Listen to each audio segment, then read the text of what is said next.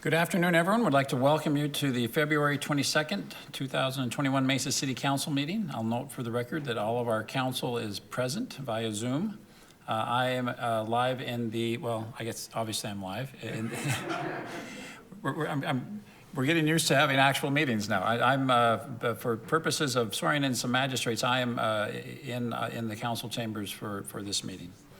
At this meeting, we'll be taking comments both over the telephone and via the internet. You can find multiple ways to participate on the first page of the council agenda. Additionally, if you want to speak, you should submit a blue card 1 hour before the meeting. Again, you can find all of that information on the first page of the agenda for this meeting, which can be found at mesaaz.gov/blue card. We will begin our meeting this evening with an invocation offered by Mark Anderson of the Unification Church of Arizona, former legislator and Justice of the Peace as well. Mark, good to see you. Followed by the Pledge of Allegiance. So please stand for the invocation and remain standing for the Pledge of Allegiance. Okay, good afternoon, everyone. Please join me in a prayer.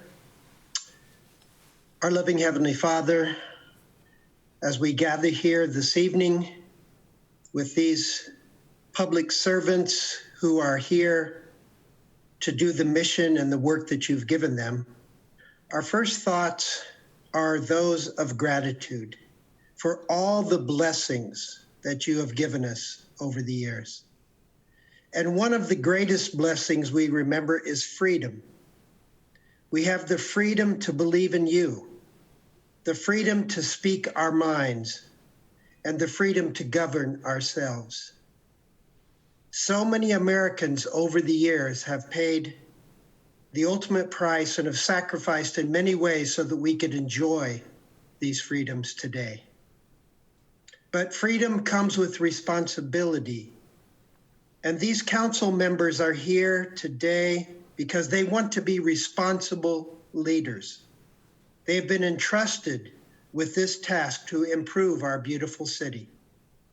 Please give them wisdom, patience, and the willingness to listen to each other and work together in harmony. Thank you for each of them and for each citizen of our great city. Bless this meeting.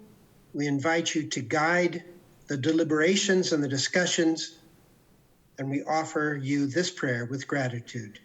Amen. Amen. Thank you, Mr. Anderson. Please join me in the Pledge of Allegiance. I pledge allegiance to the flag of the United States of America and to the republic for which it stands, one nation, under God, indivisible, with liberty and justice for all.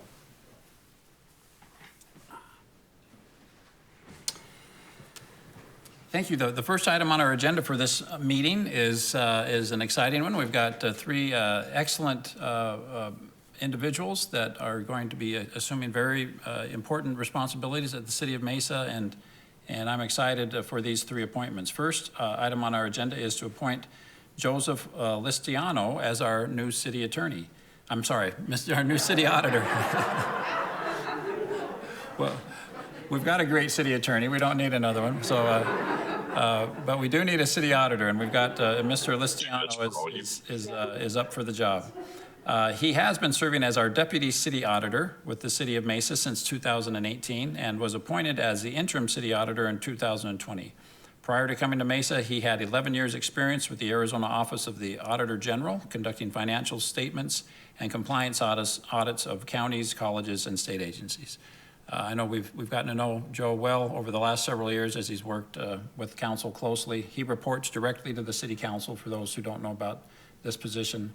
And so it's an honor to move him into the permanent position. Council, is there a motion to appoint Mr. Licitano, as the auditor? Thank you, Mr. Luna, seconded by Mr. Thompson. We'll do a roll call vote. Mr. Freeman, how do you vote? Aye. Thank you. Ms. Spilsbury? Aye. Thank you, Mr. Heredia? Aye. Thank you, Ms. Duff? Aye. Thank you, Mr. Luna? Aye. Thank you, Mr. Thompson? Aye. Thank you, and I vote aye as well. Congratulations, Mr. Licitano. We, again, look forward to working with you closely and appreciate the good work that you're giving to our city. Please join me in a round of applause for Mr. Lusitano. Next, we have the privilege of appointing and swearing in 2 new magistrates. Those are judges in our city court system.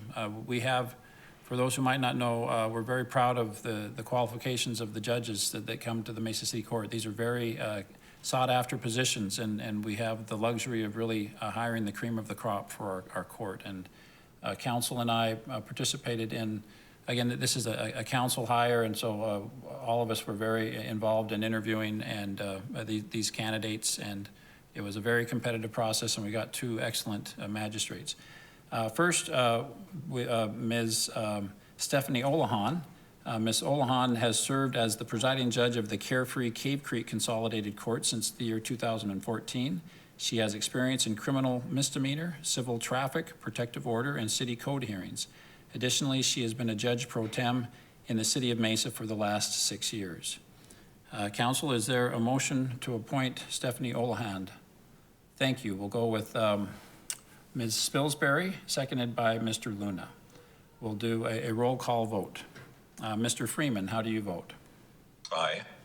Thank you. Ms. Spilsbury. Aye. Thank you. Mr. Heredia. Aye. Thank you. Ms. Duff. Aye. Thank you. Mr. Luna. Aye. Thank you. Mr. Thompson. Aye. I vote aye as well. So congratulations, Judge Olahan. I will swear you in just a moment, but I think before we do that, let's also entertain a motion on our second magistrate. That is Mr. Stephen Umpleby. Mr. Umpleby has been an assistant city prosecutor for the city of Mesa since 2018, managing misdemeanor cases. Prior to joining Mesa, he was a deputy county attorney in the Maricopa County Attorney's Office and was honored as the co-prosecutor of the year in the year 2015. Council, is there a motion to appoint Stephen Umpleby as a city magistrate? Thank you, Mr. Thompson, seconded by Vice Mayor Duff. We'll do a roll call vote. Mr. Freeman, how do you vote? Aye. Thank you. Ms. Spilsbury. Aye. Thank you. Mr. Heredia. Aye. Thank you. Ms. Duff. Aye. Thank you, Mr. Luna. Aye. Thank you, Mr. Thompson. Aye. Thank you, and I vote aye as well. It will now be my privilege to swear in our 2 new magistrates. So please excuse me while I go to the microphone.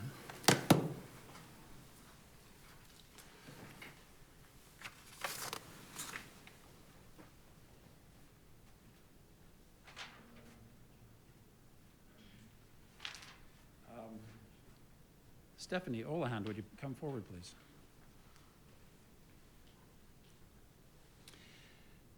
Please raise your right hand and repeat after me.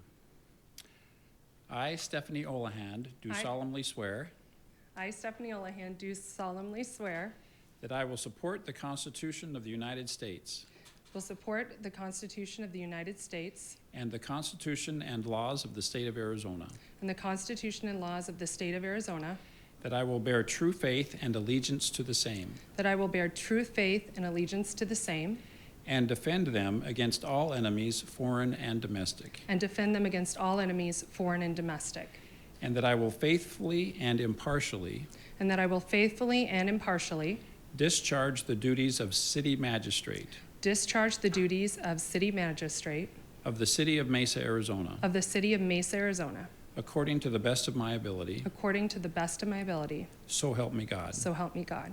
Congratulations, Your Thank Honor. you.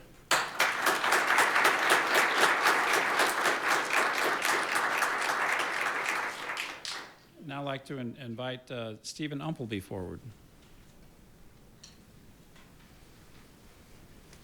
Please raise your hand and repeat after me.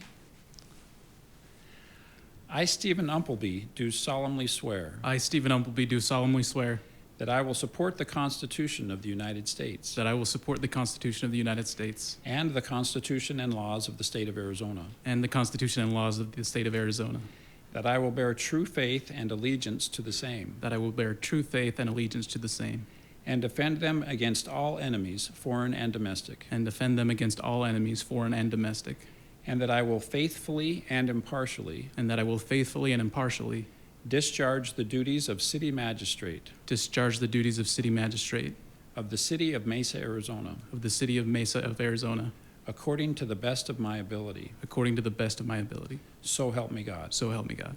Congratulations, Thank Your you. Honor.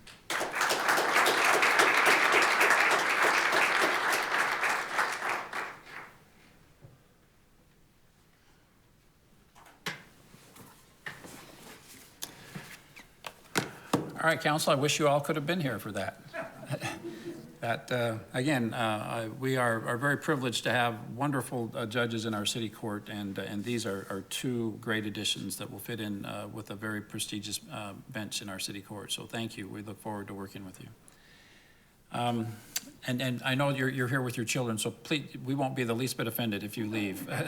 It's going to get a lot less interesting from this point on. The next item on our agenda is to take action on the consent agenda. Mr. Kevin Christopher will read the consent agenda for the council. Good evening, Mayor and council members. These are the items on the consent agenda. All items listed with an asterisk will be considered as a group by the City Council and will be enacted with one motion. There will be no separate discussion unless a council member or citizen requests, in which event the item will be removed from the consent agenda and considered as a separate item. Item 5, approval of minutes of previous meetings is written. Item 6A, act on liquor license application for Palace Nail Lounge by Jimmy, 1940 West Rio Salado Parkway. Item 6B, act on liquor license application for Family Dollar, 255 East Southern Avenue. Item 7A, act to ratify emergency purchase of antigen rapid test. This purchase is funded by the Mesa Cares program. Item 7B, act on contract to purchase 4 replacement pumpers for the Mesa Fire and Medical Department. This purchase is funded by 2018 public safety bonds. Items 7C, 7D, 7E, and 7F, act on 3-year term contracts with 2 years renewal options for landscape maintenance services for city facilities at secured sites and in zones 5, 6, and 7 of the Parks, Recreation, and Community Facilities Department. Item 7G, act on contract to purchase application delivery controller software and support for the Department of Innovation and Technology. Item 7H, act on 44-month term contract with 5 years of renewal options for Kenwood radio equipment for the Water Resources Department. Item 7I, act on contract to purchase land surveying equipment for the Engineering Department. Item 7J, act to authorize the mayor to sign an employment contract with the city auditor. Item 7K, act to authorize the mayor to sign an amendment to the employment contract with the city clerk. Item 7L, act to authorize the mayor to sign an amendment to the employment contract with the city attorney. Item 7M, act to authorize the mayor to sign an amendment to the employment contract with the city manager. Item 8A, act on resolution approving and authorizing the city manager to enter into a development agreement with Comark Incorporated relating to 3 acres of property located at the northeast corner of Ellsworth Road and Prairie Avenue for the purpose of opting into the Elliott Road Technology Corridor zoning overlay. Item 8B, act on resolution extinguishing 3 temporary drainage easements located at 10,529 East Hampton Avenue to allow for development of Mira Mesa, an age-restricted active adult development. This is requested by the property owner. Item 8C, act on resolution vacating 2 rights-of-way and extinguishing 3 public utility easements, a drainage easement, 2 temporary drainage easements, and a temporary drainage and retention easement located at 5960 East Thomas Road to accommodate development of a 294-lot residential subdivision called the Reserve at Red Rock. This is requested by the property owner. Item 8D, act on resolution approving and authorizing continued negotiations to acquire certain property along the Signal Butte Road Improvement Project between Williamsfield Road and Germain Road. And in order to avoid unnecessary construction expense and delays, authorizing and directing that fee title, easements, or other interest in and possession of certain property be acquired by the city of Mesa through eminent domain as a matter of public necessity. Item 9A, introduction of ordinance regarding ZON 20-00609. Rezone a property located north of University Drive on the east side of Alma School Road to allow for single residence use. Item 9B, introduction of ordinance regarding ZON 20-00491. This is for property located on the north side of the future State Route 24 freeway alignment between Ellsworth Road and approximately 1/4 mile east of the Crisman Road alignment. Major amendment to the specific proving grounds North Community Plan, also known as the Cadence Community Plan. Item 9C, introduction of ordinance regarding ZON 20-00562. This is for property located south of Ray Road and east of Power Road, modification of an existing planned area development and site plan review to allow for development of a hotel. Item 9D, introduction of ordinance regarding ZON 20-00769. This is for property located east of Hawes Road and north of Elliott Road, rezone and site plan review to allow for industrial development. Item 9E, introduction of ordinance regarding ZON 20-00815. This is for property located south of Main Street on the west side of Dobson Road. Rezone and site plan review to allow for commercial development. Item 9F, introduction of ordinance regarding ZON 20-00861. This is for property located south of Elliott Road and north of Warner Road between Ellsworth and Signal Butte Road. Major amendment to the East Mart Community Plan. Item 9G, introduction of ordinance regarding ANX 20-00665, annexing property located north of University Drive and west of Ellsworth Road. This was initiated by the applicant. Item 9H has been removed from the consent agenda. Mayor and council members, these are the items on the consent agenda. Thank you, Mr. Christopher. Ms. Mickelson, have there been any blue cards for a consent agenda item? No, only 9H. Okay, thank you. So 9H has been removed from our consent agenda. Council, is there a motion and a second to approve the consent agenda? Mr. Freeman, seconded by Mr. Thompson. We'll do a roll call vote. Councilmember Freeman. Aye. Thank you. Councilmember Spilsbury. Aye. Thank you. Councilmember Heredia. Aye. Thank you. Vice Mayor Duff. Aye. Thank you. Councilmember Luna. Aye. Thank you. Councilmember Thompson. Aye. Thank you. I vote aye as well, so that motion passes unanimously. The next item on our agenda, as I noted, is item 9H. This is the introduction of the Non-Discrimination Ordinance and setting March 1st, 2021 as the date of its public hearing. While the public hearing is March the 1st, I know that we have a number of blue cards and a few people that want to speak on this item, so we will be hearing from the public and any comments the council would like to make as well, in addition to our if we proceed forward, our public hearing next week as well. Ms. Mickelson, would you share the comments? Well, I know we have a number of, why don't you tell us how many people have asked to appear over the telephone and how many cards do you have? There's approximately 14 speakers on the phone to comment, and there's probably another 40 comments that were submitted to be read into the record. Okay, so council, but unless you have an objection, I think we'll begin with the telephone folks, just so that out of respect for their time, rather than leave them on hold while we read the other cards. So given, in the interest of time, and because we have 40 cards and 14 telephonic speakers, we're going to limit the comment as our rule to 3 minutes. So why don't we just start at the top of the list of the 14 telephone calls, and we will, I'll ask the caller to please announce your name and your address, and then you have 3 minutes to share whatever you'd like to with the council. Okay, the first speaker is Ron Williams. Is Mr. Williams on the line? Mr. Williams, are you there? Yes. Can you hear me? Yes, please proceed. Hi, my name is Ron Williams. I'm at 2318 North Pomeroy Circle, Mesa, Arizona. Thank you, Mayor and City Council, for the opportunity to speak. For clarity purposes and full disclosure, I am a board member of Visit Mesa, and I am not speaking on behalf of the Visit Mesa board. That is the role of our CEO, Mark Garcia, and our board chairperson, Mike Hutchinson. But I am speaking today as chairperson of the Visit Mesa Board Development and Equity Diversity and Inclusion Task Force, and as a private citizen and Mesa resident for over 20 years. I have nothing but the deepest respect for all of you on this Mayor and City Council. I know some of you personally, and I know your hearts are in the right place regarding this issue of a non-discrimination ordinance, what some may refer to as the NDO. I also understand that you have constituents that voted you into office that you have to answer to, constituents that may be on different sides of this issue. This non-discrimination ordinance does not have all the answers and will not describe every scenario where we need to protect the citizens of Mesa from discrimination.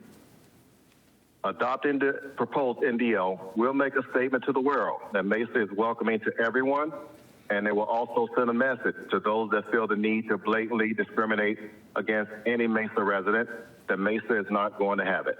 At the end of the day, the world is watching, And on the world stage, it's probably not going to be reported who dug in their heels about a number, whether it be 1, 5, 10, or 15. That won't be the headline. The headline would most likely read either Mesa voted to allow discrimination within their city, or Mesa voted to not allow discrimination in their city by voting in a non-discrimination ordinance. I personally believe that the adoption of the NDO will further the truth that Mesa is an exclusionary and strong community where residents, businesses, and visitors are treated with dignity and respect. We all know bad news travels fast, further than good news, and your vote either way will indeed make national news. If it's a no vote, I encourage you, Mayor and City Council, to be prepared with a strategy to mitigate the fallout that may come with a no vote. I just hope all of the great equity and Mesa's Community Trust Bank and all the great work that the Mayor and City Council has put into building this great city into an innovative and world-class city is maintained. My hope is that Mesa will join our neighboring cities and other cities across the country to take this overdue action. I serve as chairperson of the Mesa Human Relations Advisory Board. Our mission is to create an inclusive, respectful, and equitable community. The board recommends policies to eliminate discrimination and prejudice and to promote mutual understanding and harmony. This NDO discussion has been 7 years in the making on that board. We voted at our last board meeting to support a non-discrimination ordinance. This item will be back on our agenda for our next meeting, Wednesday, February 24th at 6 p.m. Again, I applaud all of you for your courage, sacrifice, and leadership on this critical development in Mesa's history. Thank you for the opportunity to share my comments, and thank you for listening. I urge you to vote in favor of the proposed non-discrimination ordinance. Thank you. Thank you, Mr. Williams. Dan, who's our next speaker? The next speaker is Bryce Cook. Bryce Cook. Thank you, Mr. Cook. Are you there? I'm here. Can you hear me? Yes, Mr. Cook. Yes, I'm here. Proceed. You have 3 minutes. All right. Honorable Mayor and Council, thank you for the opportunity to speak this evening. I'm a longtime Mesa resident, born and raised here, and other than a few years living in California and Utah for a while, have been back a long time, and my wife and I have raised our family of 6 kids here in Mesa as well.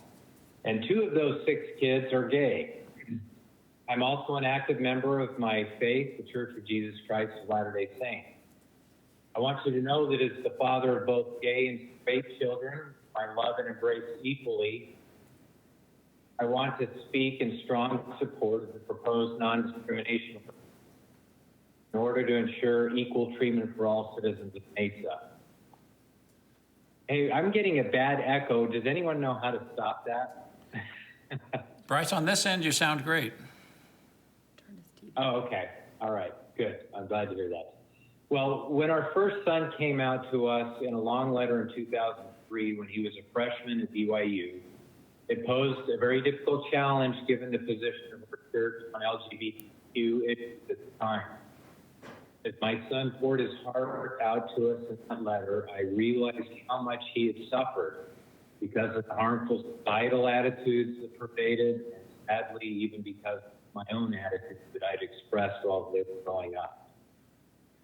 However, from that point on, we let our sons know that we loved them unconditionally, and although we weren't quite sure how our love and acceptance of our gay sons could be reconciled with the position of our church at the time, we knew that it was important that we loved and kept our family together. Fortunately, as time passed, we saw our church become more educated on this issue and take many positive steps towards better understanding of our LGBTQ loved ones, including supporting an anti-discrimination legislation in Utah 6 years ago. Like my family, there are many here tonight, I'm sure, who have grown up and built a life in Mesa. Passing this ordinance will not only send a message that Mesa is open for business for everyone, but will also have a very real and immediate impact on LGBTQ people and their families, allowing us all to breathe easier knowing that our children have legal protection from harm. Ensuring equal protection for all means my sons and other LGBTQ citizens will feel that they can still call Mesa home and build a productive life here, contributing to the success of our great community. All hardworking people, including those who are LGBTQ, should be treated fairly and equally by our laws. They should have the opportunity to earn a living and provide for themselves and their families. No one should have to live in fear of being denied housing or being fired from their job or being rejected by a business or even denied health care simply for who they are and who they love. Simply put, protecting people from discrimination without treating others as we want to be treated. That's the golden rule. I'm personally aware of many people who support this ordinance at Mesa, including many in our own faith or who are fellow members of my church. I want to thank Mayor Giles for his leadership on this issue and urge the council to pass this as an ordinance. Thank you for your time. Thank you, Mr. Cook. Ms. Mickelson, who's the next speaker? Christiana Hammond. Christiana Jones? Christiana Hammond. I'm sorry, Christiana Tannen. Hammond. Hammond, I'm sorry. We're all talking with masks on, aren't we? I'm sorry, Ms. Hammond, are you on the line?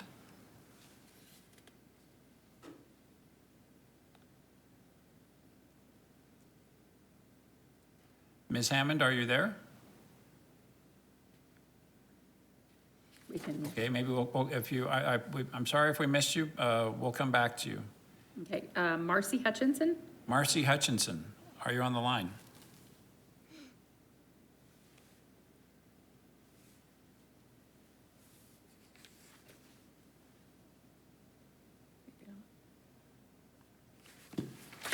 Marcy Hutchinson, are you on the telephone? How about Ms. Hammond? Are you there? Ms. Hammond should be on the phone. Ms. Hammond, are you on the phone? Oh, never mind, she dropped off. Okay. Let's see if Marcy Hutchinson is on. Marcy Hutchinson, are you on the phone?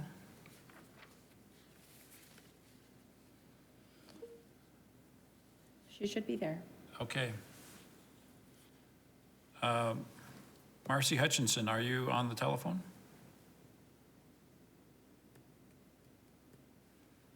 All right, we might need to come back to Marcy. Okay, Shane Cooper Blissett. Shane Cooper? Shane, are you with us? Yes, can you hear me? Yes. Yes. Welcome. Please proceed. You have 3 minutes. Thank you. My name is Shane Cooper Blissett. I reside at 745 South 97th Place in Mesa. As a member of the LGBTQ community myself, and as a biological parent of a transgender child, this ordinance is of utmost importance to ensure that our community is not discriminated against in public spaces, employment, and housing. I want to know that my child will not become another transgender death statistic. And as a small business owner and realtor, I feel that this is a natural and needed step. Recent changes in the federal fair housing statute will now protect the LGBTQ community in regards to housing. However, they will still need that same non-discrimination protection when it comes to employment and public spaces. By extending these protections, the city of Mesa will begin to see an influx of LGBTQ citizens, and statistics show that will bring more culture and more dollars into the city.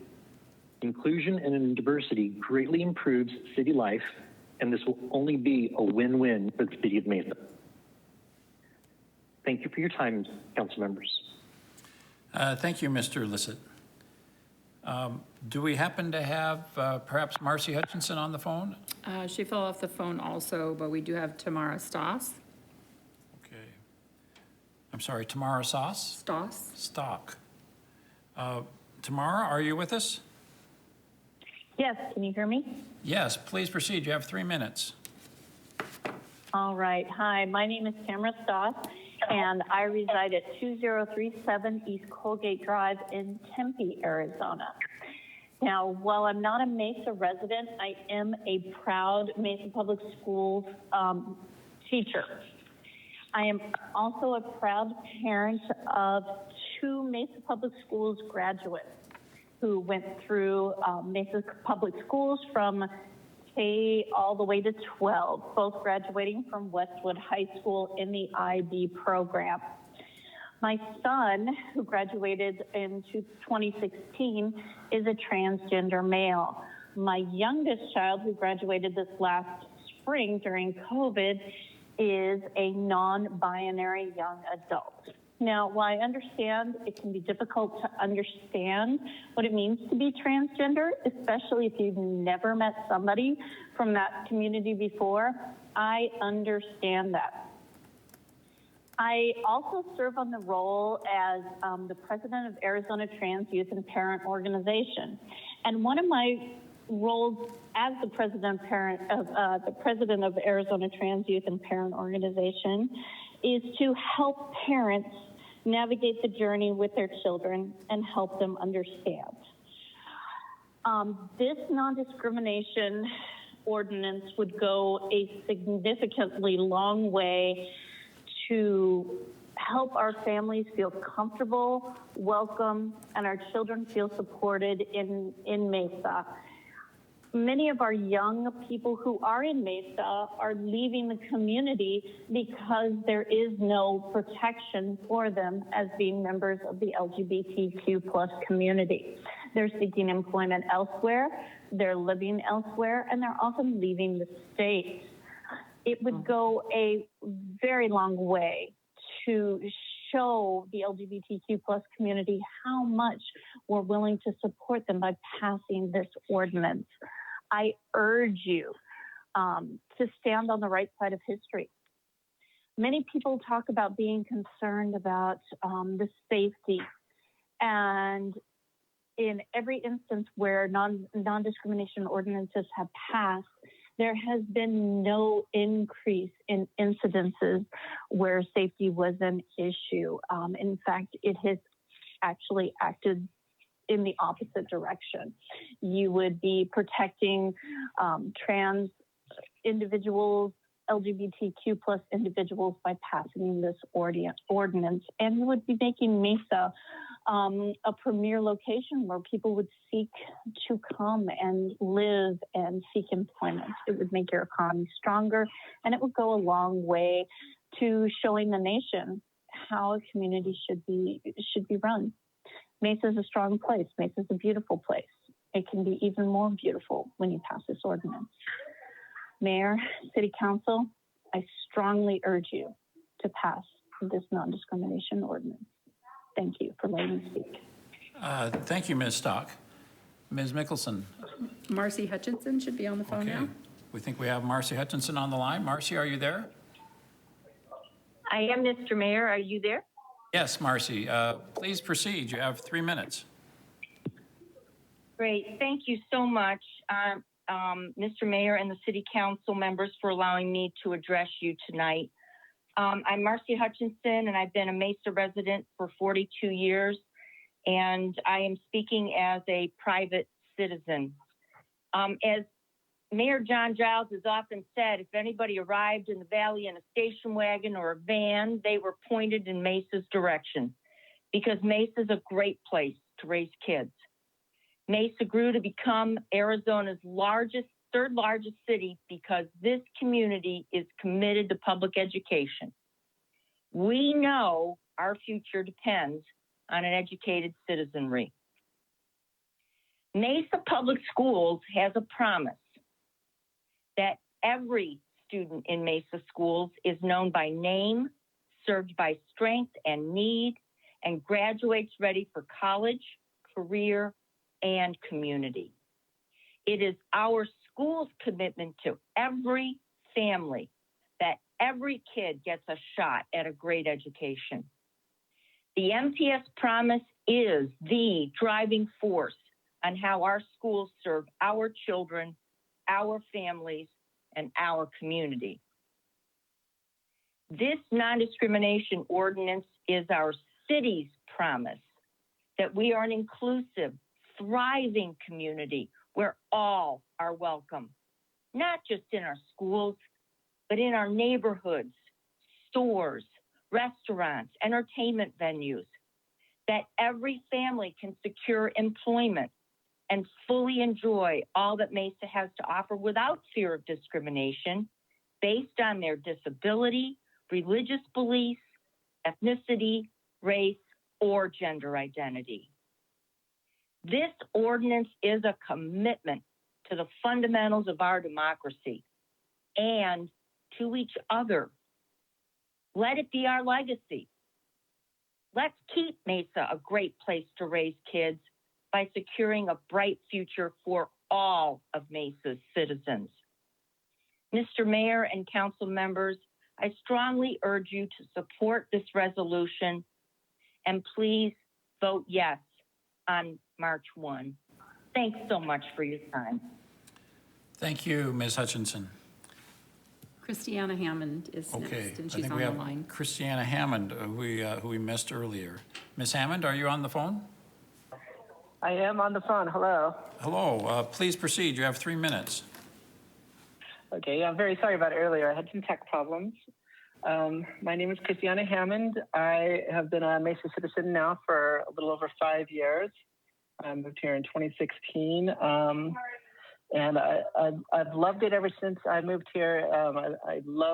I live in the Red Mountain area. I have 2 young children. One goes to Fremont Junior High and the other goes to Lucindas Elementary. And I love being near the mountains and the river and the outdoors, and the schools are great and the people have been great. But my personal experience is as a transgender parent. I am transgender, and my 2 children are not at the moment. But my experience has been because Mesa is known as a very conservative town, which for good or ill is kind of thought of as not being a trans or a LGBT friendly way of being, but also the fact that neighboring towns, Tempe and Phoenix, have non-discrimination ordinances and Mesa does not. My experience here has been to just lay low as far as socializing. I put my kids in sports. I take them to school events. I've put them in. My son's been in Boy Scouts, and I do my best to keep them involved, but also to not be very visible myself, simply because I stand out. There are not a lot of LGBT people that I know of around here, and I know that attitudes aren't necessarily accepting in the area. And for 5 years, I have lived kind of much less social than I like to be, just simply because I think it's really good for my family to be in this area. I know that if we have a non-discrimination ordinance, it would signal to the entire city that people like me are accepted and that I wouldn't have to feel that I need to hide from them anymore. I think that would help bring in more people that just want to feel that they live in a city like that it's accepting of everybody. And I certainly know that I would feel much better. And my kids, they're doing great. I think it would just be the best thing in the world if Mesa became an accepting place and signaled to the rest of Arizona that this can be done in a very conservative area and it can be good. And that's what I wanted to say. I'm really glad you're all doing this and listening to this, and hopefully you go ahead and pass this. Thank you. Okay. Thank you very much, Christiane. Ms. Mickelson. Burl Farnsworth. Burl Farnsworth. Are you there, Mr. Farnsworth? I am, Mr. Mayor. Thank you. You have 3 minutes. Thank you each for the opportunity. I found an interesting correlation between COVID-19 and the number of cities that have a non-discrimination ordinance. There is a 99.7% recovery for those who contact COVID. 99% of all cities and towns in the United States do not have a non-discrimination ordinance policy. Only 225 out of 22,638 cities and towns have such a policy, less than 1%. So the question is, and I might add, have you asked yourselves what criteria, I mean real criteria, would lead to and justify implementing such a policy? So is Mesa more American or less American than the rest of the nation? Where are the numbers of incidents that you are apparently basing the need to implement this policy on. Not having this policy in place has not kept businesses from coming to Mesa. Bad business leadership is to add ordinances that are not necessary. Mesa and her conduct around the welcoming of all individuals has stood out as a very welcoming place to be.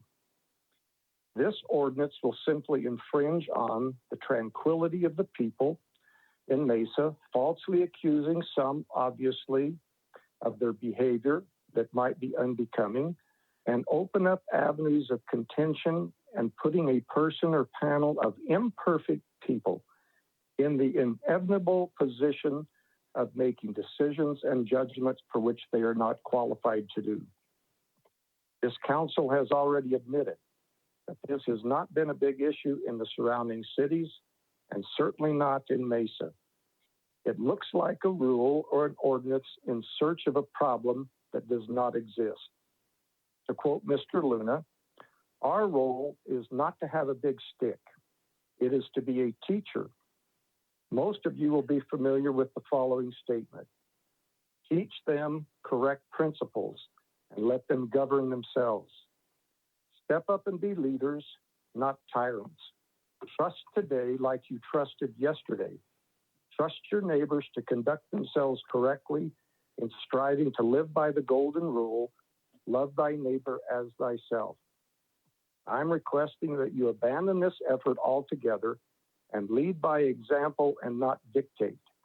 I'm asking that Mesa remain fully aligned with the 99% of the cities in America who have felt no need to legislate their citizens by this rule of men.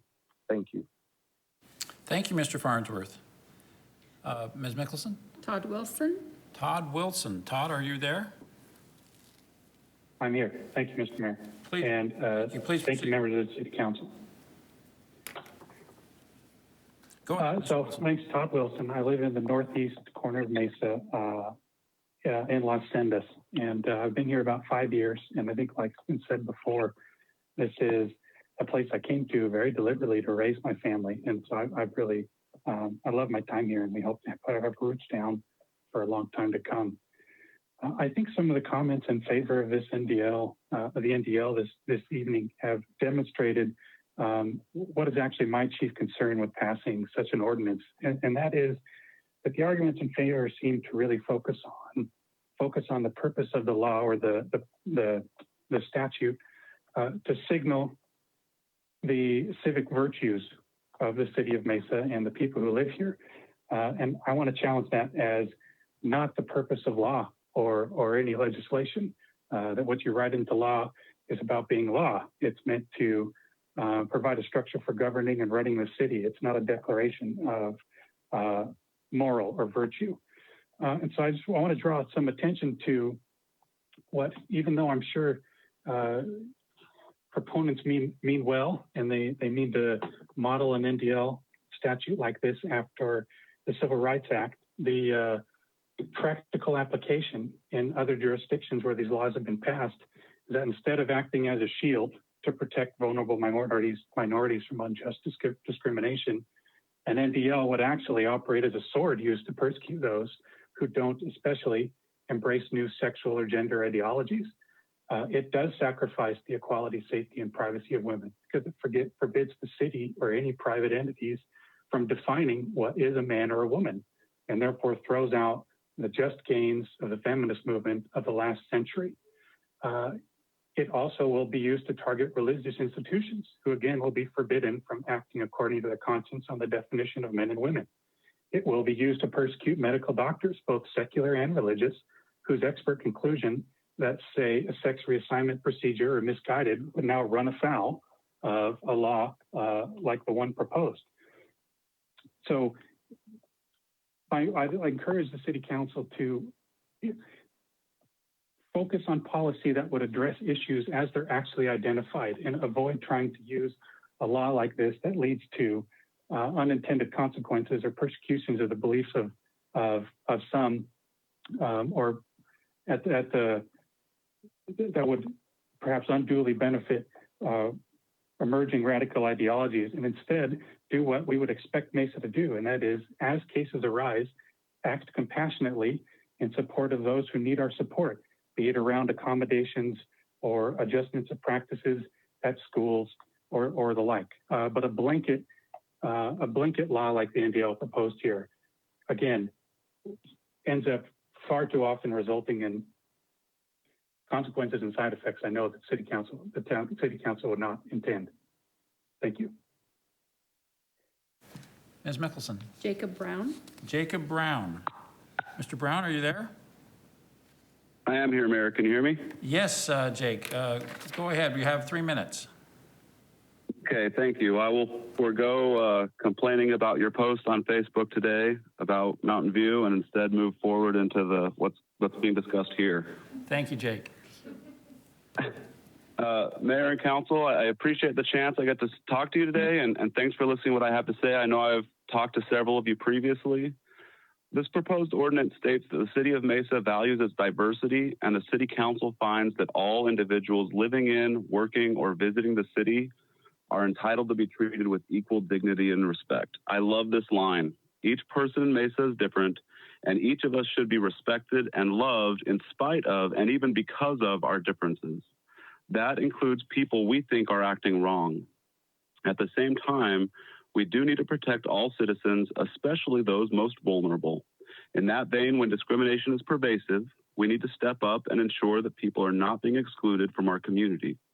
We should not shut people out of the business community because of their race, sex, sexual orientation, gender identity, or religious beliefs.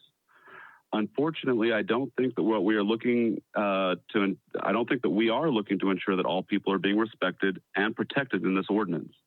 During the debate about the size of business I heard last Thursday, the focus was on making sure that no business owners discriminate, forcing compliance with what we think society should look like. That is not valuing diversity. Nor did anyone bring up how many jobs, housing, or services were not available to people in the protected classes. By focusing on the compliance side and not on the opportunity side, this council missed the chance to have an important discussion on truly making people's lives better. If we value diversity, we focus on making sure jobs are available to everyone, regardless of their being part of a protected class. We focus on the availability of housing, employment, and services for those individuals.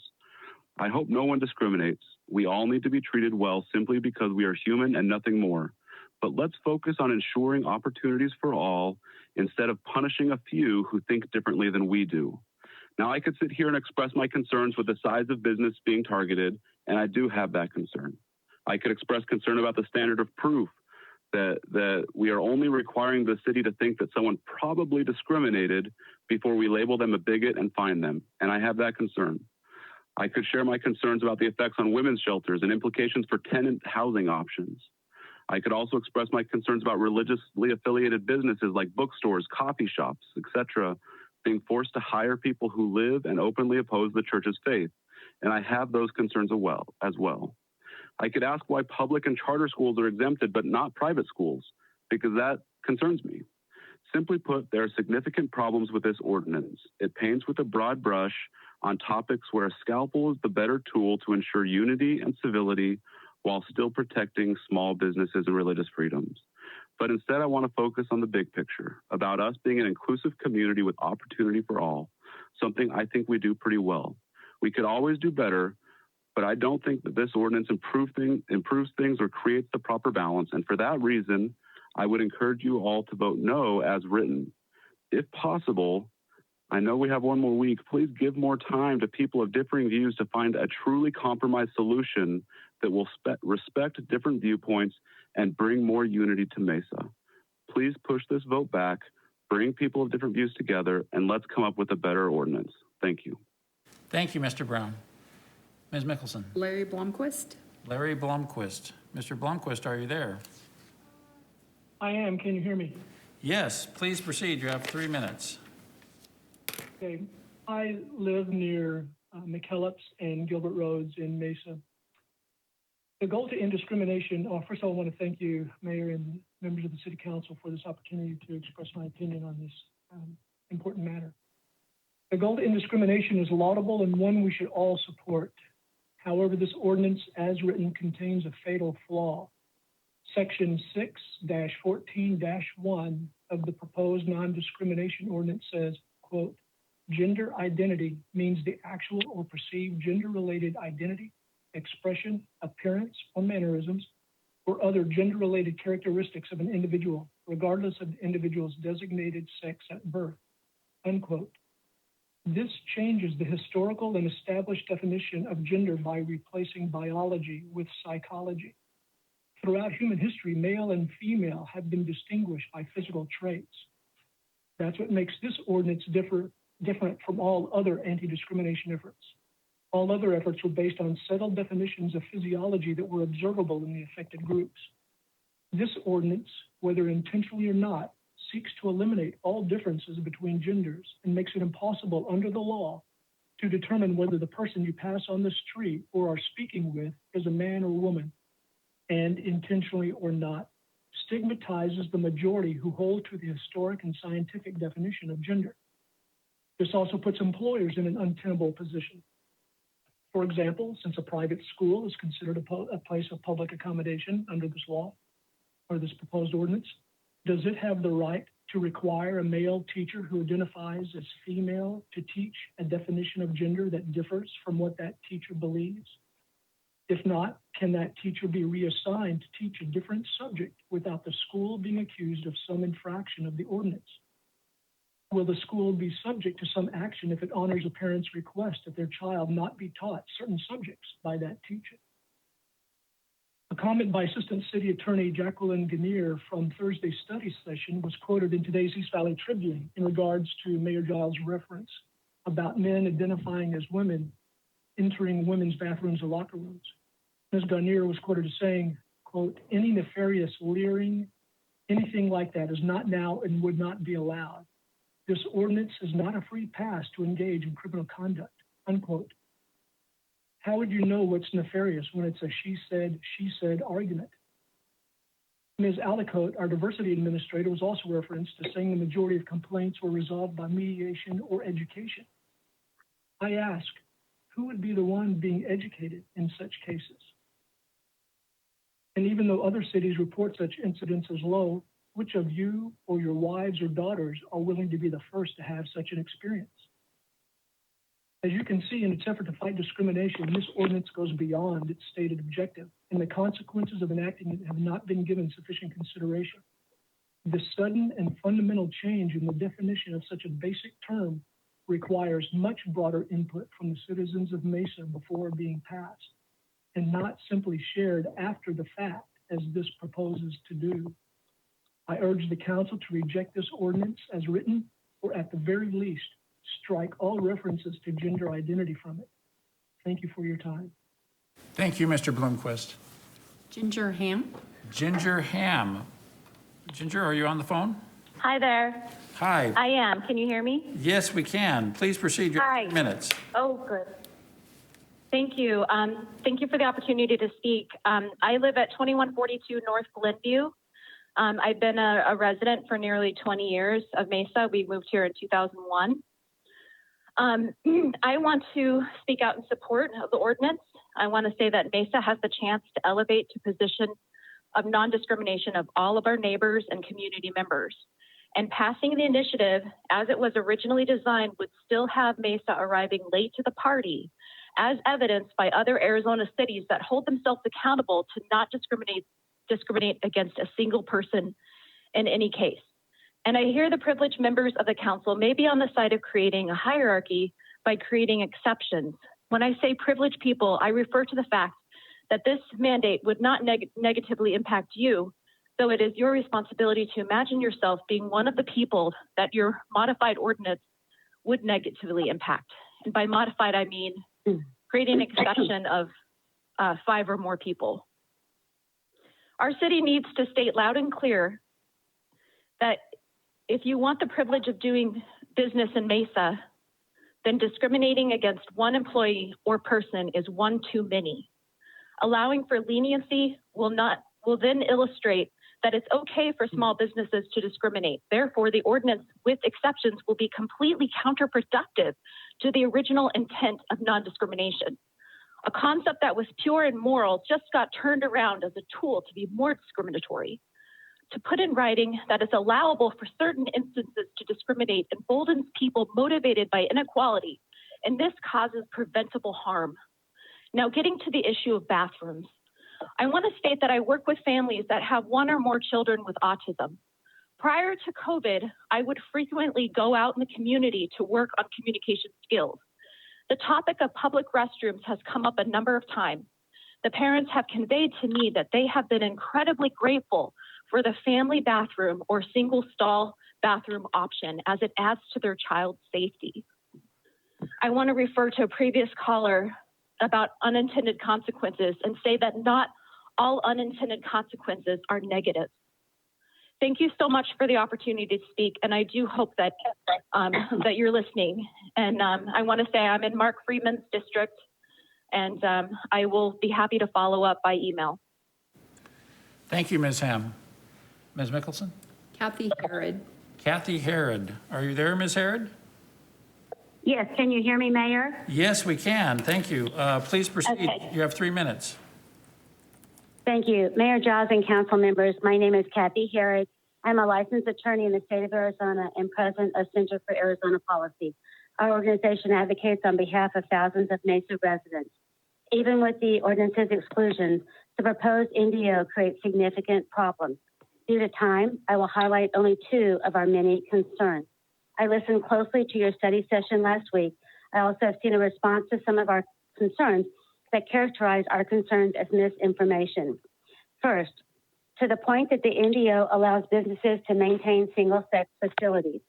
When you say that a male identifying as a woman can access a single-sex facility, that causes the problems.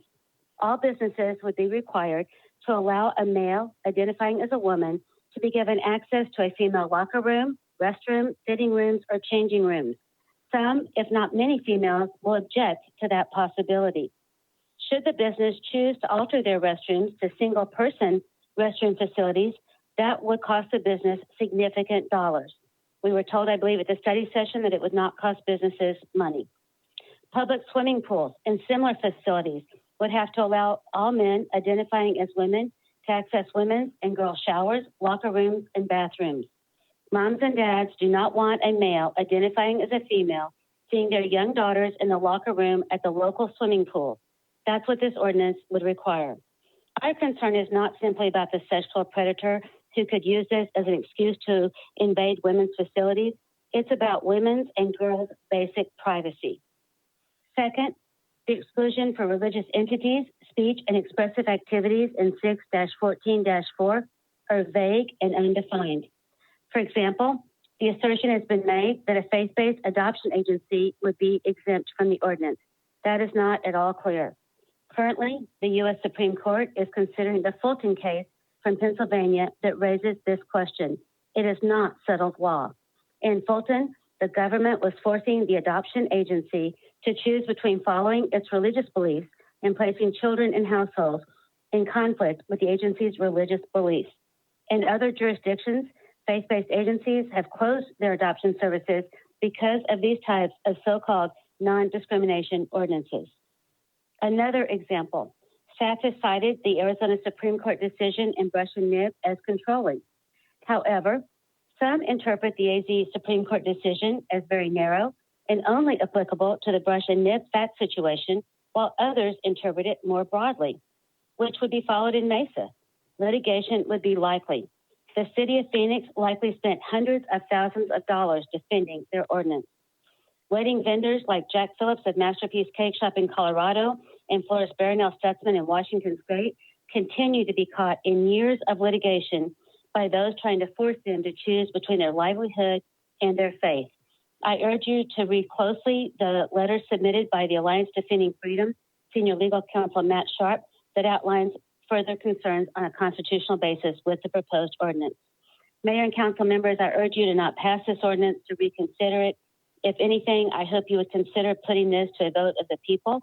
You may recall that the city of Houston passed an ordinance a few years back like this that later was referred to the people with the ordinance being voted down.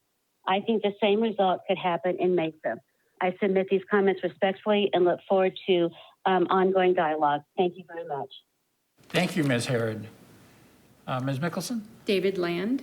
David Land. Mr. Land, are you there? Yes, sir. Please proceed. All right. Thank you, Mayor and council members. First of all, I want to say that my opposition to this is not a statement of hatred toward any class of people, but I have a very sincere love for them.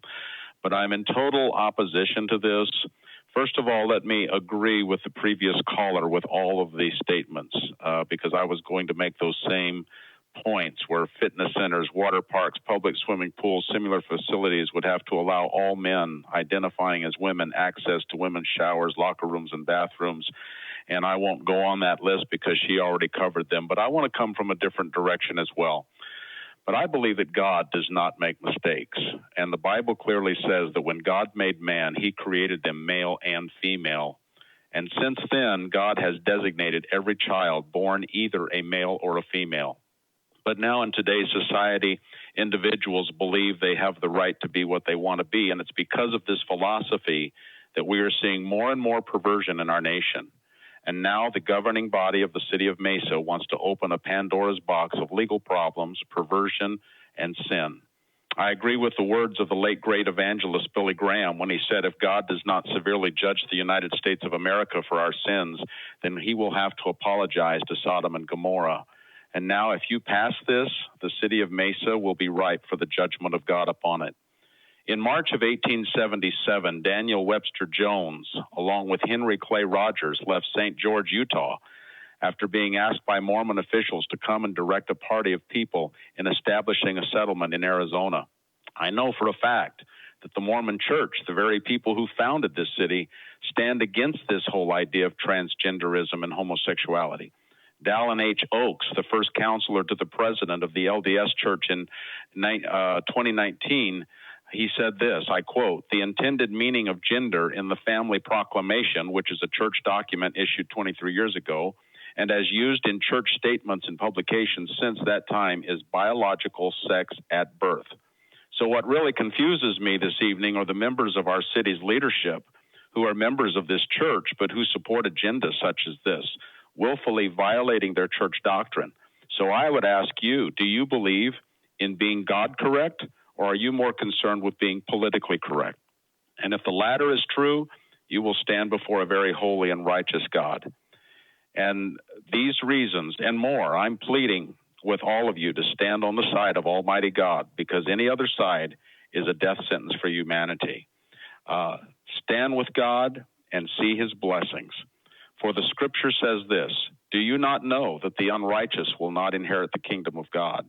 Do not be deceived, neither the sexually immoral, nor idolaters, nor adulterers, nor men who practice homosexuality. And we can include the other categories that are prevalent today in that. They do not inherit the kingdom of God. So let's stand on the right of moral right. Let's stand on God's side, and let's see the blessings of God and not bring a curse upon our city. Thank you, Mr. Mayor. Thank you, council members, for your time. Thank you, Mr. Land. Karen Gevert. Karen Gebert, are you there, Karen?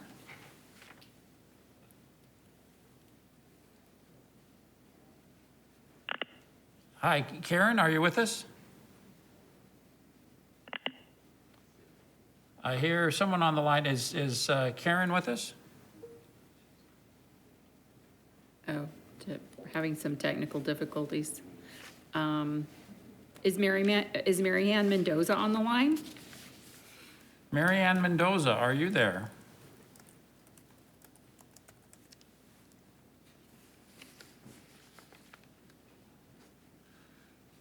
Okay. Those are our last two callers. Those are the last two. Do we have anyone else on the telephone at this point? Okay. And Marianne evidently hung up. Okay, we believe Marianne dropped. Karen, are you there? Okay. Yes, I'm here. Okay, thank you, Karen. Please proceed. You have 3 minutes. Thank you. My name is Karen Givert. I live at 5415 East Achilles Road, Mesa, Arizona. I'm just a private citizen. And I'm a mother and a grandmother, and I'm concerned for my daughters and my granddaughters that they will not be discriminated because they are a biological female. I'm also concerned about their safety and their privacy. I don't want this to be compromised just because they went to the bathroom. Like you, as one of your council members stated, this 9H should be put on the shelf and it should be left there. I just want to add forever. I beg you all, please vote no on this 9H ordinance. Thank you. Thank you, Ms. Gibbert. Ms. Mickelson, that concludes all the telephone calls. Okay, I believe you also have several statements from folks who have asked to have those statements read. Is that correct? I did. There's also a number of people that submitted comments but did not wish to have their comments read. I'll just indicate their name or if they're in support or opposition to. Judith Harper is in support of. Robert Jonad is in support. Ian Chamberlain is in support. Cheryl Kutcher is in support. Kate Bankston is opposed. Jessica Gromberg is opposed. Keaton Schlink is in support. And then I'll move to reading the comments. The first comment is from Dr. Krista Perrejito, and she is 50-50, but her comments are, Mayor and City Council members, thank you for taking a moment to hear my thoughts on this ordinance. I'm a Mesa native and equality and anti-discrimination are very important to me.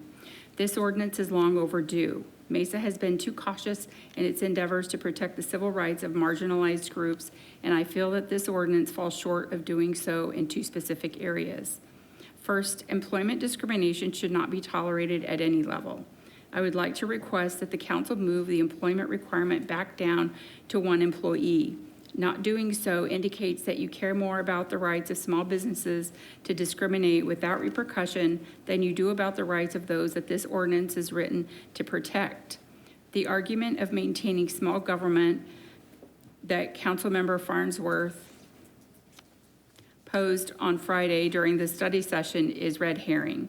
What it actually does is apply the ordinance unequally to the business sector. Businesses that employ individuals should be free of discrimination in their hiring practices regardless of size. Upping the size of businesses does not make government smaller. It decreases the protections of marginalized individuals. Second, I would like to ask why private clubs and same-sex fitness clubs are being excluded from this ordinance. From an outsider's view, this appears to be space protected by the power and privilege of those that can afford to exclude others, and this should not be allowed. This exemption reeks of Jim Crow era laws. It's not okay. Mesa can do better. Mesa needs to do better. Please consider these changes. Thank you for your time.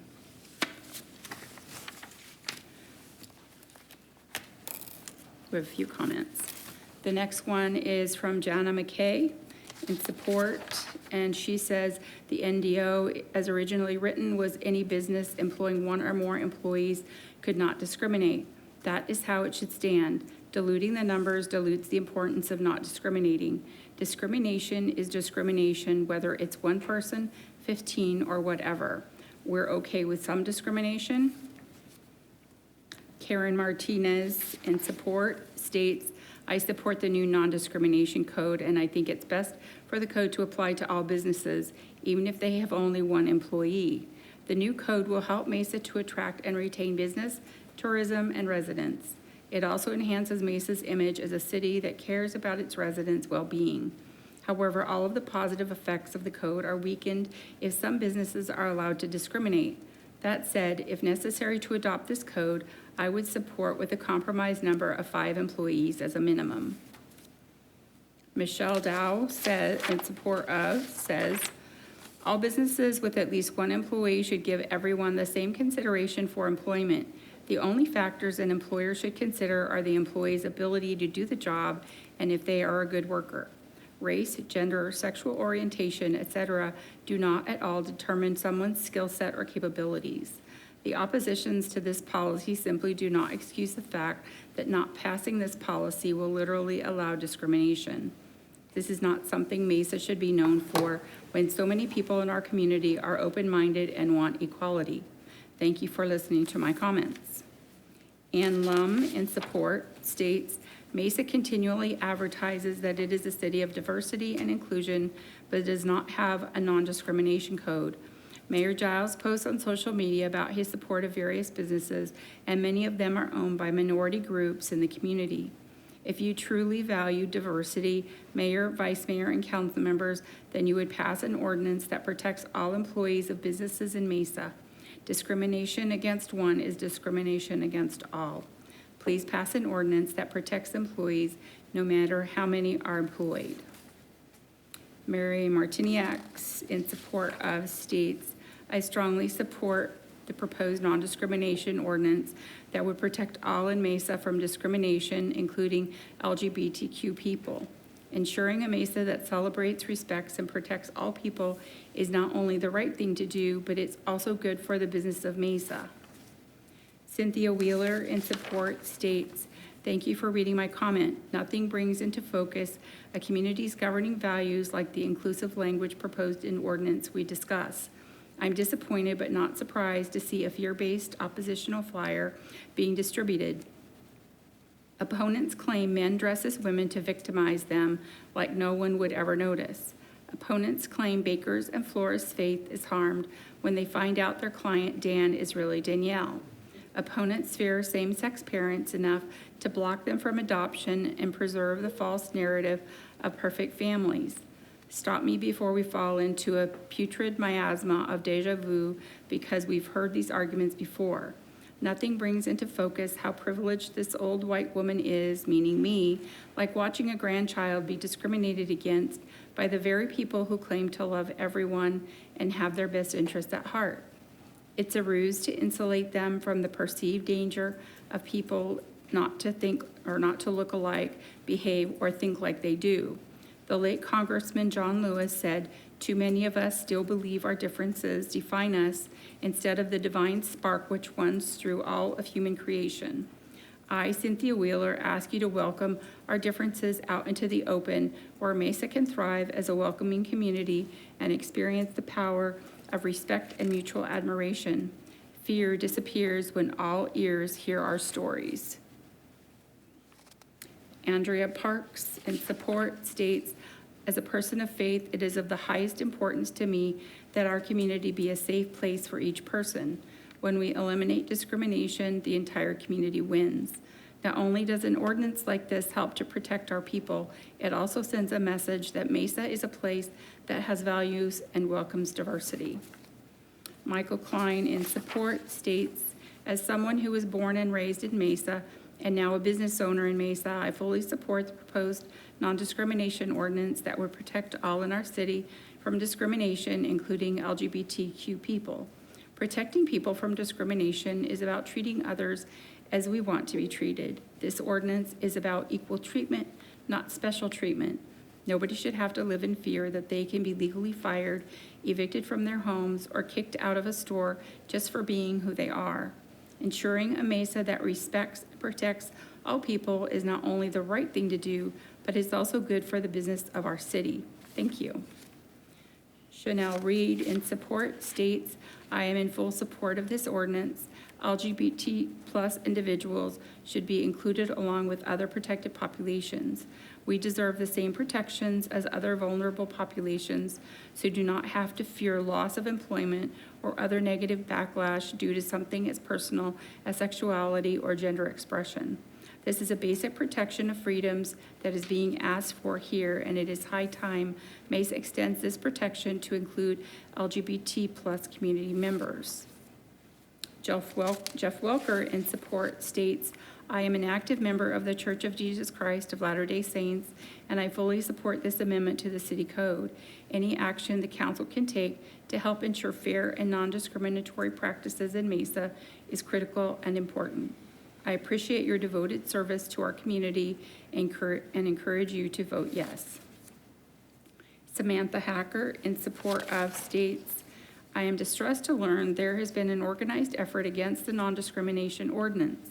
People opposed to it are stoking fear, making it sound like a non-discrimination ordinance would destroy a way of life, undermining traditional understanding of gender and marriage. My American values tell me discrimination here in Mesa or anywhere in this great country is wrong. My American values tell me a non-discrimination ordinance should apply to each and every business in Mesa. My American values tell me we have separation of church and state, and no agenda based on religious conservatism should ever undermine our democracy, a nation of many religions. Furthermore, the Non-Discrimination Ordinance needs to apply to all businesses, no matter the number of employees. A threshold of 15 means the ordinance would not apply to most Mesa businesses. I am a mother in a traditional family, and I assure you, no non-discrimination ordinance could possibly threaten the well-being of me and my family. It would only make me prouder to raise my children here. Sheila Ogea, in support, states no business or religious institution should have the right to discriminate against anyone based on their sexual orientation. Hilda Luna, in support, states, Dear Mayor John Giles and City Council members, as a constituent of the City of Mesa, I realize that politics versus human rights will likely guide you in finalizing the non-discrimination ordinance for our city. However, I know that it is my civic and moral responsibility to stand up and express my deep concerns that have stirred within my mind ever since I viewed the study session on Thursday, February 18th. To be clear, it is of utmost importance that the non-discrimination ordinance for the City of Mesa remains as is, with protection for one or more. This allows for protection for employees within the workplace with less than 15 employees that are not privileged to have protection from discrimination under federal law. To begin, I would like to share a quote that is relevant. The heart of the question is whether all Americans are to be afforded equal rights and equal opportunities, whether we are going to treat our fellow Americans as we want to be treated. John F. Kennedy. It seems you have tremendous pressure from small business employers to change the ordinance to only include businesses with 15 or more, and I fail to understand where your support for the Mesa employee constituent within this category comes to play. However, if all the Mesa employers are as inclusive and non-discriminatory as pointed out by some of the council, I fail to understand why this is even an issue for the employers or for the city's administrators and council that pride themselves as being inclusive and non-discriminatory. If we are a city that stands strong on human rights, non-discrimination, and inclusivity, then the non-discrimination ordinance to include one or more should not cause fear for the employer or the administration for the City of Mesa. It is critical that every Mesa citizen has recourse when they experience discrimination, whether it is based on the color of their skin, religion, gender, disability, or age. If you change the non-discrimination ordinance to exclude employees working for a business with less than 15 workers, it is no longer a non-discrimination ordinance, and you will not be protecting those employees for whom many are most likely your constituents, just as much as the employers that are opposed to protecting their employees. As a woman of color, I can genuinely tell you I know and understand what discrimination looks like, feels like, and the negative impact it has had on myself, my family members, and sadly, we have seen it vividly appear so blatantly throughout our nation. As someone that has been on the receiving end of discrimination and as a leader in the workforce, I fully understand it is critical that we are fair, equal, and that everyone in our community is valued. Discrimination in the workforce without recourse can create an unpleasant work environment with fear and anxiety that does not allow for growth or development. Additionally, it also models behavior that will seem normal to new and young employees, therefore creating an idea that discrimination is acceptable behavior, and the cycle continues with our treasured City of Mesa. Diana Villanueva Saucedo, in support, states, as a Mesa native and a woman of color who has spent multiple decades advocating for equity in our community, I implore you to pass the proposed non-discrimination ordinance as originally presented, applicable to businesses with one or more employees. Since the NDO does not require any changes to the physical structure of businesses nor expenditures of funds, why would it warrant any exceptions based on the number of employees? What the NDO, as originally proposed, does ask is for businesses to not discriminate. The fact that we have to ask that in 2021 is both sad and disheartening. Changing the language to apply to businesses of 15 employees or more allows the vast majority of businesses in Mesa to discriminate without any accountability and leaves employees with no recourse. one might as well change the name of the ordinance since discrimination would still be allowed in Mesa. What signal does this send about our community that Mesa is only a slightly welcoming place? That Mesa is home to half measures when it comes to human rights? That human rights are based on perceived burdens to businesses rather than the real burdens borne by community members? Again, I implore you to pass the proposed non-discrimination ordinance as originally presented, applicable to businesses with one or more employees. Suzanne Hugg, in support, states, I am a small Mesa small business owner and applaud the long overdue inclusion of a non-discrimination ordinance for our city. I support this applying to all our businesses, no matter how large or small, to help bring us in line with many other cities around Arizona who have seen this as good for employees and employers. Treating people fairly is the foundation of a stable and strong economy, and we need this as we work together to build back. This will help to attract quality applicants for hiring and make customers more comfortable spending their dollars locally. Thank you for your votes in support of this tonight. Stephanie Richardson, in support, states, the City of Mesa is welcoming communities strengthened by its diversity, which is why the city should pass a non-discrimination ordinance, making it clear it supports the principle of equality and the belief that no one should be denied his or her rights. Mesa is currently the largest city in Arizona without such a meaningful ordinance, and I'm glad to see the City Council and Mayor Giles working to finally change that. However, I strongly urge the council to include all businesses and not limit it to only those with a certain number of employees. Nearly 85% of Mesa businesses have fewer than 15 employees, meaning a vast majority would be left unprotected even with a non-discrimination ordinance in place. So then what is the point? A non-discrimination ordinance should protect everyone. There should never be exceptions when it comes to equal access. Phil Austin, in support, states, throughout my many years of involvement in the Mesa and East Valley communities, and specifically as a result of my involvement as chair of the East Valley Hispanic Chamber of Commerce, as a board member of the Mesa Association of Hispanic Citizens, and as the former chief counsel for the Arizona Attorney General's Office Civil Rights Division, I have witnessed firsthand the detrimental impact of employment, housing, and public accommodations discrimination in our community. The passage of the non-discrimination ordinance as it is currently drafted will assist the City of Mesa to further ensure that equal opportunity will become a reality for all of its residents. The passage of the ordinance as is, covering all employers of one or more employees, is important because it provides for many thousands of city residents a mechanism for resolution of grievances in a reasonable and low cost or no cost manner to employers via the mediation component. Of course, these employees are currently denied such protection by current state and federal non-discrimination statutes. Passage of the ordinance will allow Mesa to join other enlightened municipalities in Arizona and throughout the nation in fulfilling the constitutional mandate of due process and equal protection for all. Julie Peterson, in opposition, states, just the name discrimination ordinance makes me feel like if I'm not in agreement with this, makes me discriminating. I don't like that. I have heard from people in California where there have been rapes in bathrooms due to this ordinance. Does anyone have a percentage of people who fall into the category of those who feel they have no restroom to go to, compared to those who are fine with how things are?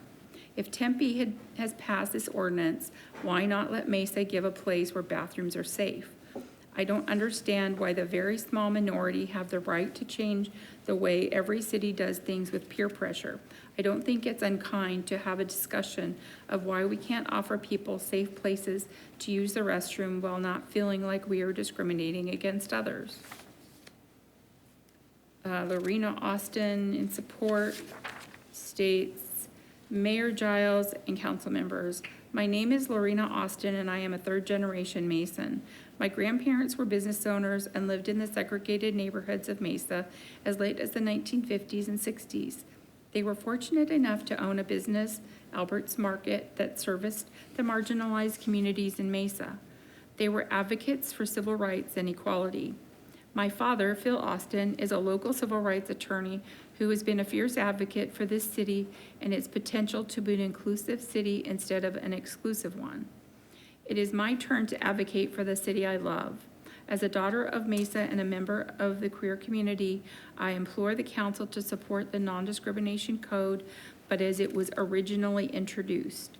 The original introduction of this ordinance made it applicable to Mesa businesses with 1 or more employees.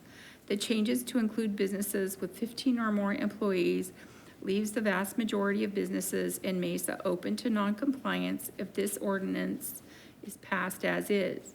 The importance of this code is historical and will let the residents of Mesa know that their local government has the best interests of all.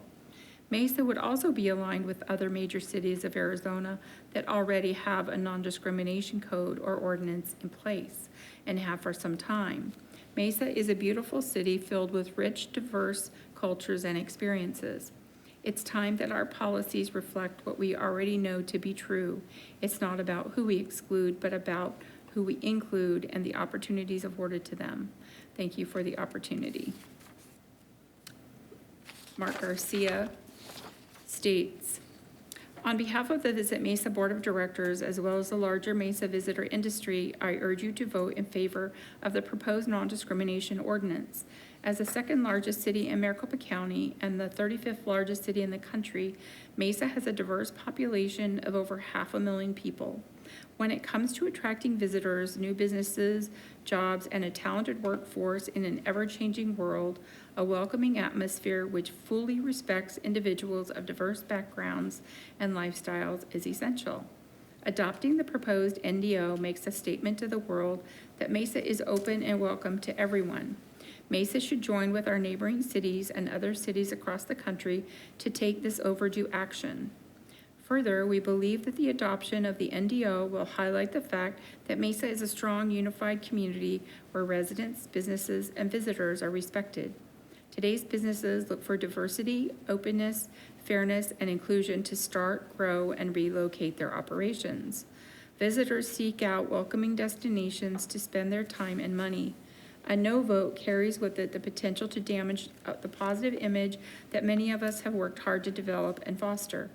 Please make note of the fact that bad news travels faster than good news, and your vote either way will indeed make national news.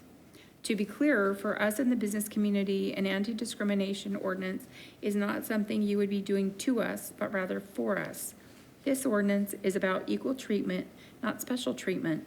More, it is important to our businesses that no one in Mesa be directly or indirectly refused, limited, excluded from, or denied services based on who they are or due to the differences in people that make us unique individuals. It is important that our city governing body publicly acknowledge this so that it can be used as a positive placemaking tool for ongoing economic development efforts. We thank you for your courage, sacrifice, and leadership on this critical development in Mesa's history. Mesa has long been a leader in so many aspects of community life. Your predecessors made many difficult and occasionally unpopular decisions as the city grew and matured. Now is not the time to be reluctant to support this important change. The NDO will unquestionably make Mesa an even stronger, more vibrant city that attracts more businesses, imports more visitor dollars, brings more valuable jobs, and a talented, diverse workforce. And as an organization that has been supportive of the NDO process in Mesa from the beginning, some 8+ years ago, we're excited to move forward with its adoption. Jana McKay, in support, states, once again, Mesa proves it is a city of broad streets and narrow minds. It is going to have a non-discrimination ordinance that allows you to discriminate. Shame on those of you who vote for discrimination. Standing ovation for council members Duff, Heredia, and Luna.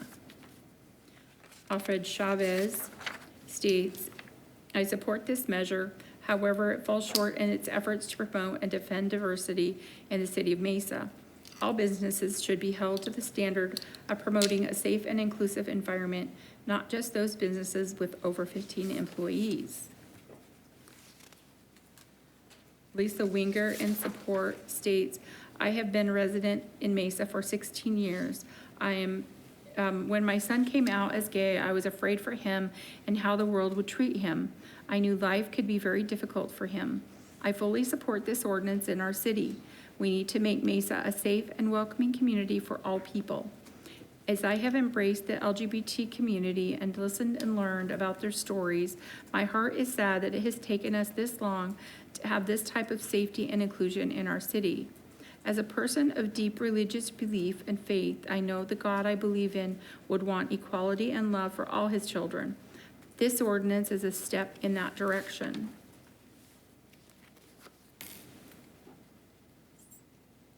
Sunday Whitley, in opposition, states, I moved to Mesa over 30 years ago when my sons were teenagers. I had a new job in Phoenix, but I chose Mesa because the Rand McNally Places rated almanac noted Westwood High School was on the president's list of outstanding schools. There wasn't a lot of options for gathering material other than that book and word of mouth. Now, with a few keystrokes, there's untold amounts of information at our fingertips. My research would be very different today from what it was 30 years ago. And the world had changed too. In order for Mesa to be considered a good place to live and raise a family and send kids to school and work, it needs to be an opening and welcoming place to put down roots. That means open and welcoming to everyone who wishes to be a part of the community in all aspects of their lives. And if it is not, that may be a part of information that is now available online for people who are researching occupational and residential options. Showing discrimination to one person is not acceptable. The City of Mesa should adopt a non-discrimination ordinance that speaks to the worth of every individual. There should be no exclusions, i.e., it's okay to discriminate against some people. That is not acceptable, period. Christina Corso, opposed, states, I oppose the proposed changes in the ordinance. It is not necessary. Everyone is protected under the U.S. Constitution. I have a lot of friends that own businesses that will not be able to have their First Amendment rights protected. I also have children who participate in activities in Mesa. Please vote no. Matthew Watson, opposed, states, we as a community will not stand for this type of perversion and unconstitutional ordinance that violates our privacy.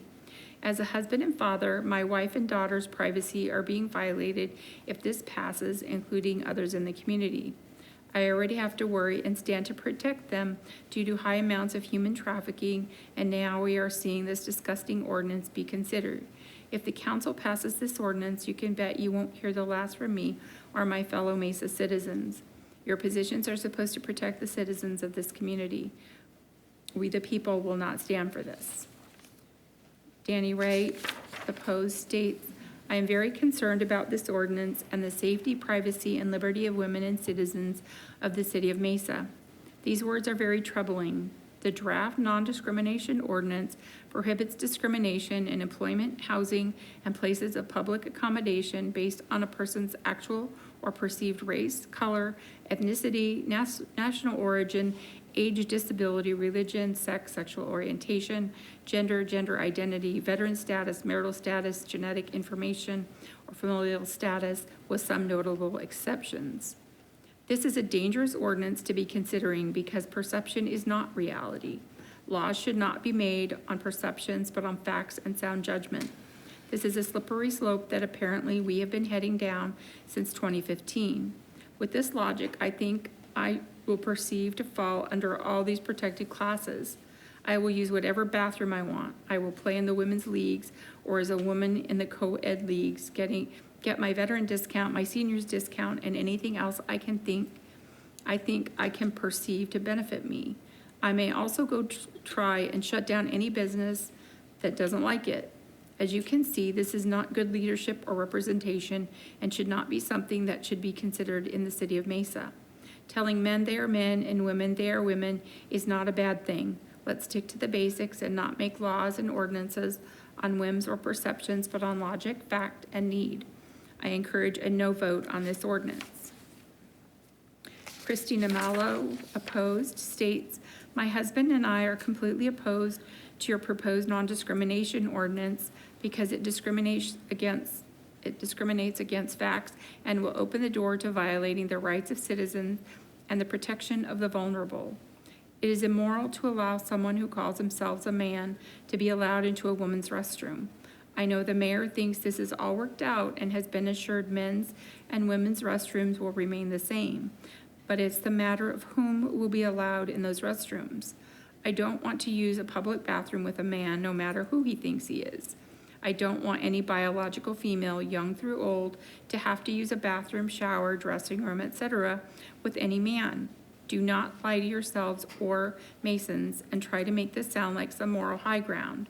You are opening the door for abuse, for the vulnerable to be preyed upon, for disgusting actions to be taken against the innocent, and you're doing it all in the name of non-discrimination.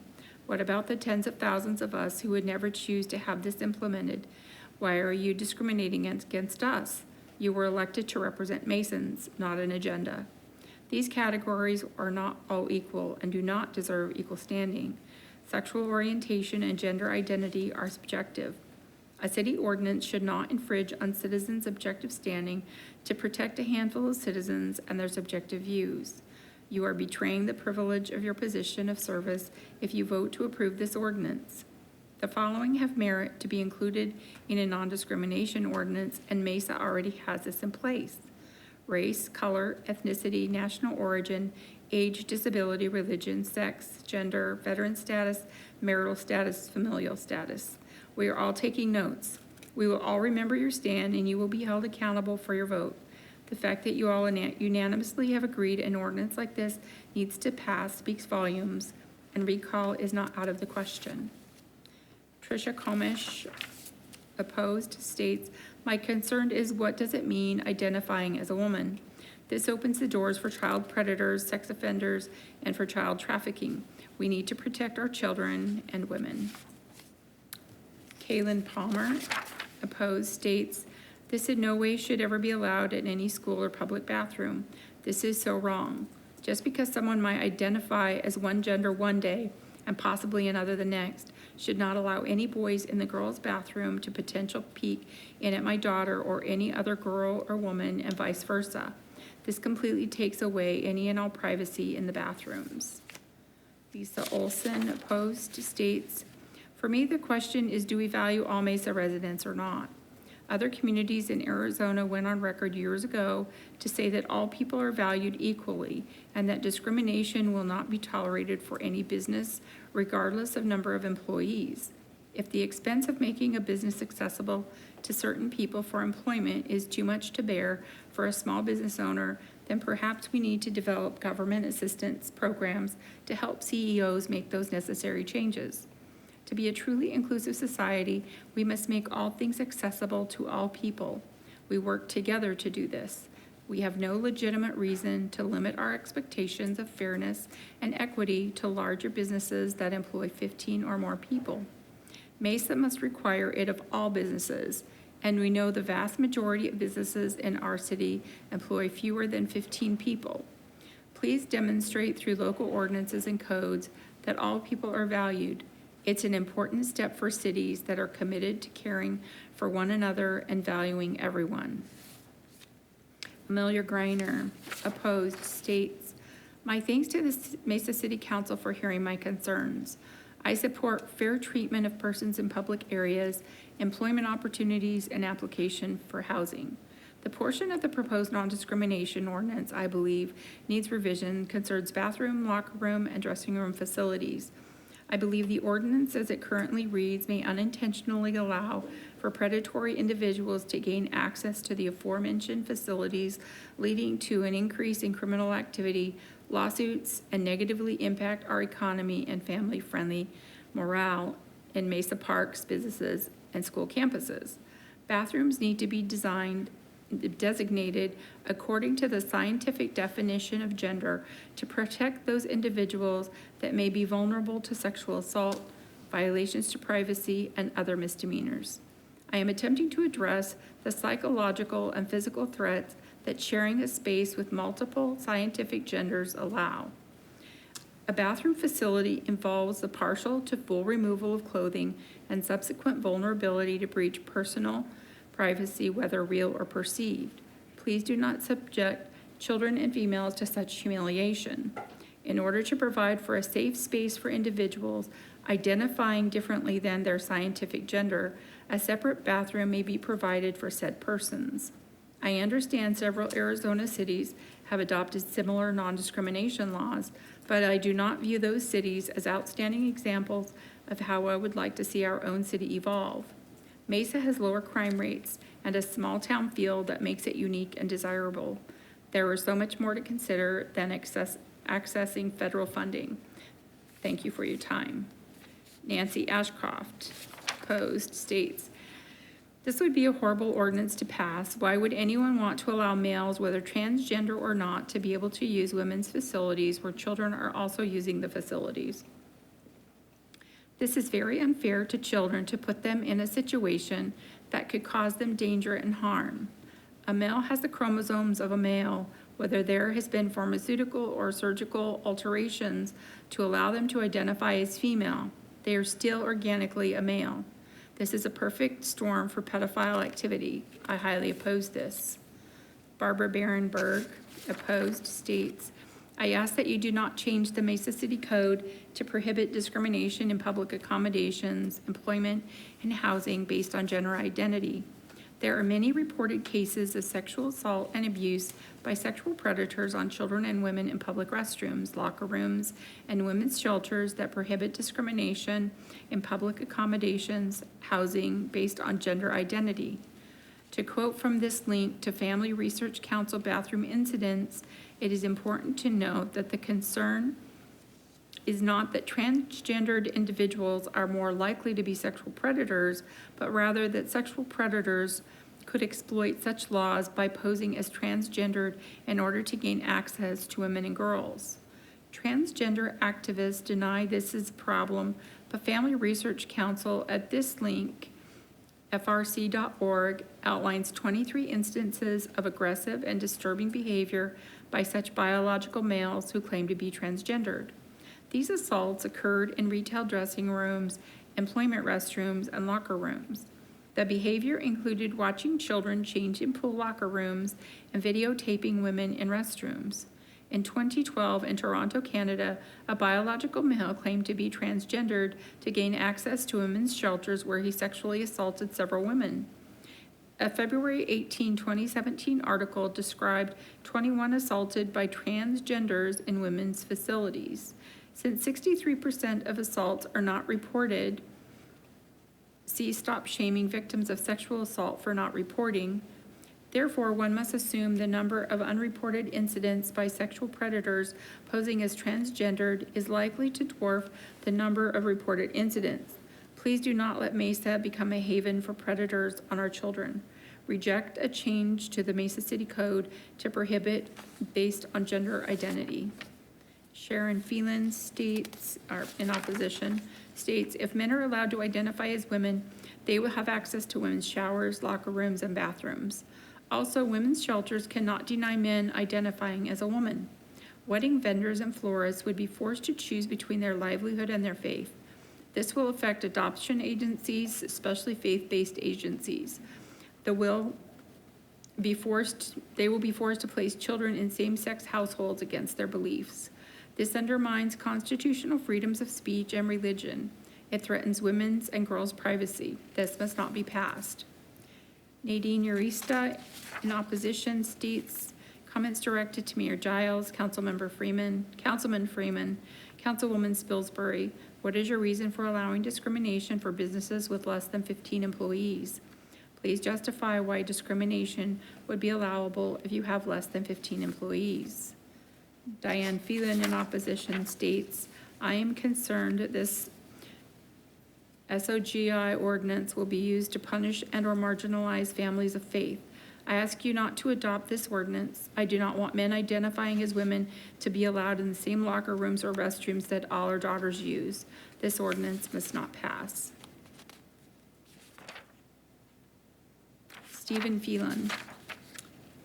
Policies are already being used at various levels of government to undermine the free speech rights of persons of faith nationwide. I ask that you not adopt the ordinance and instead defend the First Amendment and inalienable rights of all persons. That's it. Okay, thank you, Ms. Mickelson. You get the game ball. You did really well tonight. Thank you for reading all of those.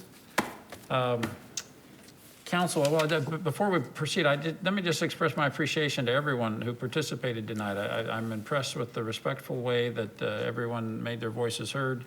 And on both sides of the issue, just want to say thank you for your participation, not only tonight, but also I know our council has received a lot of emails and other communications, and we are doing our best to thoughtfully respond to those. Just to remind everyone what we said at the beginning of this meeting, as far as to remind you where we're at in the process here, the item on our agenda tonight is whether or not we introduce this ordinance and set a public hearing for our next council meeting. Having said that, council, is there any discussion on this item before we proceed? All right, and I know there was some discussion about making a modification to the ordinance as it was listed on the agenda. Is there a motion to introduce the non-discrimination ordinance and set the public hearing as March the 1st with an amendment to the definition of employer by striking the phrase 15 or more employees and inserting the phrase 5 or more employees? Would someone like to make that motion? Thank you, Vice Mayor Duff. Is there a second? Thank you, Mr. Luna. We will do a roll call vote. Councilmember Freeman, how do you vote? Mayor, before I vote, I just want you to know that I observe the process, and I want to have more public comment on this. I'll be voting aye so that we can allow the public process to continue. Thank you. Thank you, Mr. Freeman. Councilmember Spilsbury. Aye. Thank you. Councilmember Heredia. Aye. Thank you. Vice Mayor Duff. Aye. Thank you. Councilmember Luna. Aye. Thank you. Councilmember Thompson. Nay. Thank you. Motion passes, I'm sorry, I vote aye as well, so the motion passes 6-1. So this item will be on our agenda for our next council meeting, and we will have another public hearing. So if you were a member of the public and you'd like to express a point of view on this topic, you'll have that opportunity at our next council meeting as well. Next item on our agenda is items from citizens present. Ms. Mickelson, do we have any requests to speak? We have two requests. Verl Farnsworth was going to speak, but he's no longer on the phone. The other comment was submitted for me to read. It's Daniela Lopez. She states, Mesa is falling behind in climate action. The world around us is in the world around us is in a climate crisis, and we will not be ready if we have to face extreme weather because Mesa has not taken climate action. It is important to the youth of Mesa that the city discusses a climate action plan. There are no other comment cards. Thank you very much. I think, as we've said in the past, we unfortunately, because that item's not on our agenda, we're not able to comment. Is Mr. Farnsworth not on the phone? Is that what we heard? He's no longer on the phone. Thank you. That concludes the items on our agenda for this meeting. Council, is there a motion to adjourn this meeting? Thank you, Mr. Luna, seconded by Mr. Thompson. Please unmute your microphones and we will do a voice vote. All in favor of adjourning this meeting, please indicate by saying aye. Aye. Aye. Aye. Thank you. Any opposed? Thank you. We are adjourned.